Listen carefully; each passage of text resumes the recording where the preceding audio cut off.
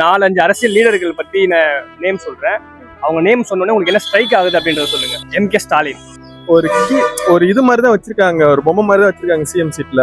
அதிகாரிகள் அவங்க கூட இருக்கிற அதிகாரிகள் தான் ஆட்சி நடத்துறாங்க. நான் தோணும் அவருக்கு நினைச்சுதான் அவர் பண்றாரா இல்லையான்னு எனக்கு தெரியல. அப்போ வந்து இது அரசியல்வாதிகளோட ஆட்சி இல்ல, அதிகாரிகளோட ஆட்சி. ஆமா, இப்ப இருக்க சீஃப் மினிஸ்டர், முன்னாடி இந்த மேயர் கருணாநிதி சாரோட பையன். இது 3 மட்டும் தானா? ஆமா, அவர் தான், அதோட நாலேஜ் அவர் தான். எம்.கே. ஸ்டாலின் தற்போதைய முதல்வர் இன்னும் சாதிச்சிருக்கலாம், எங்கேயோ டைவெர்ட் ஆயிட்டாரு. எடப்பாடி பழனிசாமி எம்.கே. ஸ்டாலின் மாதிரி எதுக்குமே ஈகோ இல்லாம முரண்டு பிடிக்காம எல்லாம் வர கூட்டணிகள் எல்லாம் அரவணைச்சு சீட்டை பிரிச்சு கொடுக்குற மாதிரி இவரும் வந்து ஏடிஎம்கே 2ஆ பிரிக்க விட்டுக்க கூடாது. அவர் வந்து அதிமுகவில் ஆரம்பத்துல இருந்து இருந்தாரு. இப்போ என்னன்னா, இப்போ லாஸ்ட் இதுல வந்து சிஎம்மா வந்தாரு. இப்போ வந்து அடுத்த சிஎம் வரதுக்கு உண்டான இது எல்லாம் பண்ணிட்டு இருக்காங்க. பாசிபிலிட்டிஸ் இருக்கா? பாசிபிள் 100% தற்போதைக்கு அவரோட நிலைமை எப்படின்னா, முதல்வரா எதிர்கட்சி தலைவரா என்று 2 இடத்துல 2 பொசிஷன்ல இருக்கக்கூடியவர் அவர். அண்ணாமலை வந்து என்னன்னா, அவர் பிஜேபியில் இருக்கிறது மட்டும்தான் எனக்கு ப்ராப்ளம். அவர் வந்து தனியா ஒரு கட்சி ஆரம்பிச்சு கொஞ்சம் நல்லா இருக்கும். அண்ணாமலை ஒரு இப்பதான் வளர்ந்து வர தலைவர் ஒருத்தர். இன்னைக்கு தமிழ்நாட்டில் பிஜேபின்னு ஒன்று இருக்குதுன்னா அவர் தான் ப்ளஸ். செந்தமிழன் சீமான்.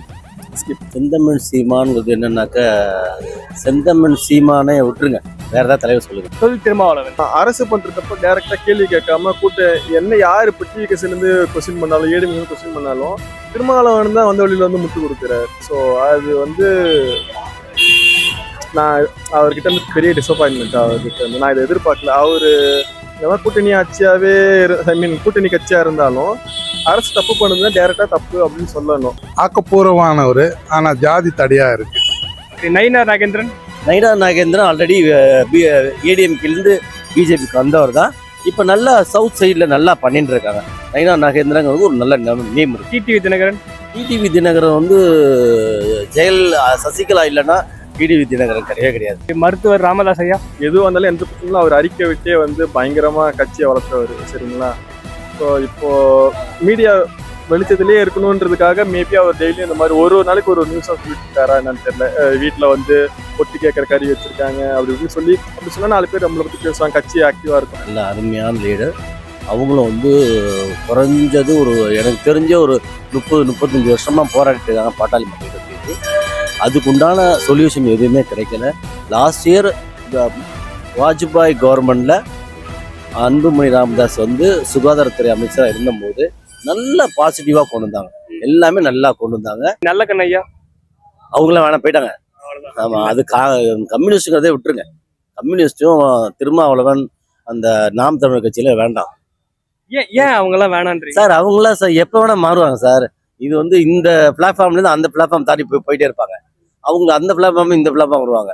அவங்கள பொறுத்த ஒரு அரசியல் கட்சியாகவே நினைக்க வேண்டாம். அவங்க பிளாட்ஃபார்ம் தாண்டவங்களா வச்சுக்கலாம். சரி ஐயா, அன்புமணி ராமதாஸ் அவர்கள்.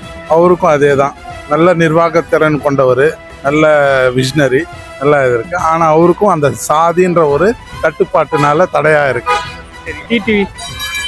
டிடிவி வந்து உண்மையான அரசியல்வாதின்னு நினைக்கிறேன். ஆனா எங்கேயுமே வந்து அவருக்கு சப்போர்ட் கிடைக்க மாட்டேங்குது. சரி, நல்ல கண்ணையா அவங்கள வந்து இப்போ ஆக்டிவ் பாலிடிக்ஸ்ல இல்லை. முடிஞ்ச அளவுக்கு சுயம் பிரகாஷம் கிடையாது.